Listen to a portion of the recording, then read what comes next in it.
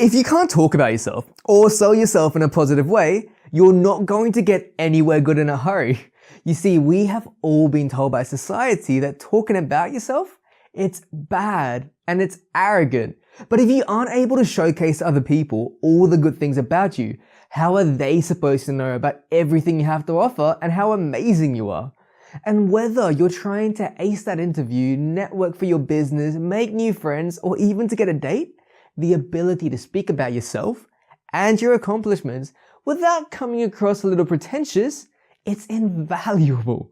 What is going on? It's Alistair here from The Swayer, and in this video, I'm going to show you a much more charming way to speak about yourself and all of your accomplishments because they're important. So the first thing here is your mindset. So we've all been conditioned that speaking about yourself and being self-promotional is bad. While at the same time, we live in a world of social media where you're bombarded by photos and videos of the absolute best parts of people's lives. So it's like, you should brag about your life on social media, but you should never talk highly about yourself when it's actually important. It doesn't make any sense, and it leaves a lot of people feeling confused or a little bit guilty about talking about themselves. So the mindset that I want you to have is that not only is it okay for you to talk about yourself, it is your responsibility to let other people know about you, not their responsibility to find out. Now, I'm not saying that you should constantly be boasting about your accomplishments, but what I mean is that if it's important for the other person to know something good about you, whether you're on a date, whether you're networking, whatever, it's your job to communicate those things about you in a positive way, because while some people might ask, most people, they won't ask because they don't know you. So they don't even know that there was something to ask in the first place. So it's your job. And with that, the first thing, and one of the easiest ways to showcase and share your accomplishments is through a story. So what I mean by that is that if you want to showcase something positive about you, you don't always have to say it directly. Instead of that, you can share specific stories that would lead the other person to come to that conclusion that you have whatever traits you were wanting to share in the first place. So let's say, for example, maybe you're very adventurous and you're passionate and you want other people to know that about you. Instead of just saying, yeah, I'm like super adventurous and I'm like really passionate, try telling a story about your travels around the world or some exciting thing you did. Like, here's an example. I personally went skydiving a few years ago. And so if I wanted people to think of me as being really adventurous, I'd share a story about me going skydiving instead of just saying, hey guys, I'm super adventurous. And this is especially useful when you're trying to influence someone's opinion of you. Now, just think about the kind of attributes that if they were associated with you, would convince the other person to say yes and to do whatever it is you wanted them to. So here's an example. Let's say you're in an interview for a very high stress position. Go into a story about how you handled a difficult, stressful scenario and came out on top. If you're pitching your business and you're very passionate about the issue you're solving, go into a story about how that passion came about and exactly why it means so much to you. Like maybe you're working on a social enterprise that helps kids stay in school. Go into a story about how it was hard for you to be in school when you were younger and how that affected your life and why you're now so passionate about solving the issue.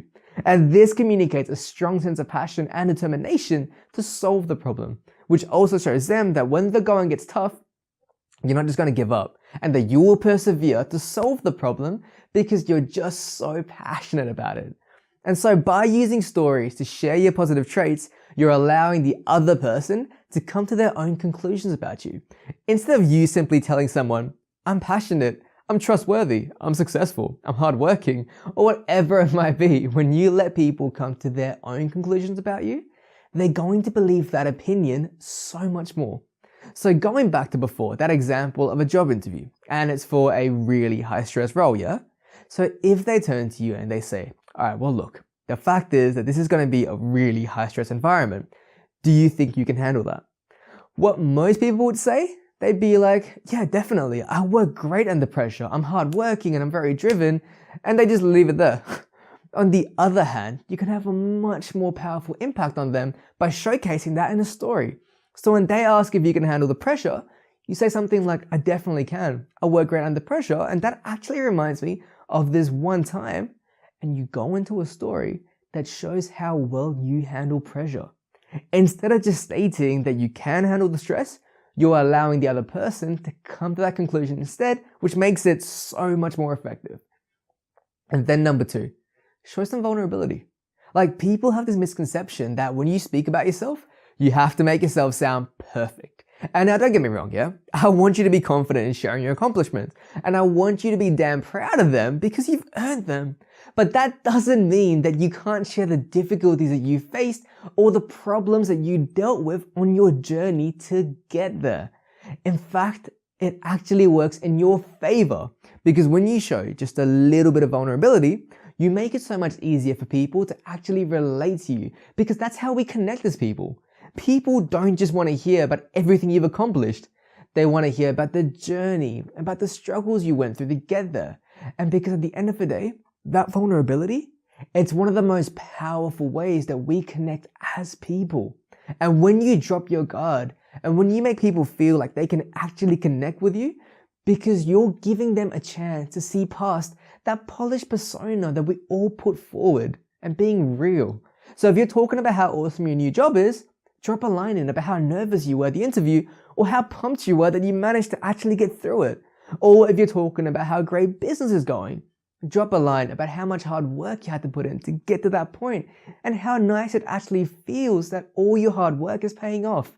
And when you drop a little line about the journey to get to that thing that you're proud of, you're giving the other person a chance to get pumped up and to get excited about it with you. So you're in the scenario together. And then number 3, check in with your audience.